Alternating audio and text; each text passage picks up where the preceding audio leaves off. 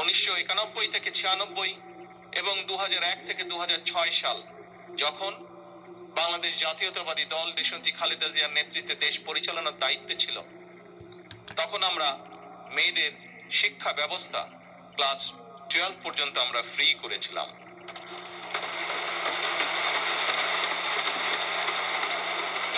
মাননীয় স্পিকার,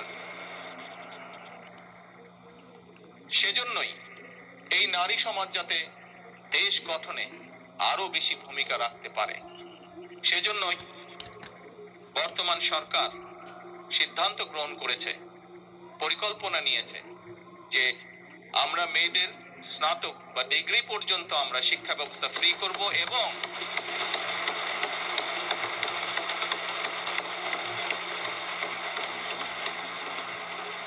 মাননীয় স্পিকার, যারা ভালো রেজাল্ট করবে, যে সকল মেয়েরা ভালো রেজাল্ট করবে, তাদেরকে আমরা উপবৃত্তির ব্যবস্থা করব ইনশাআল্লাহ সরকার থেকে।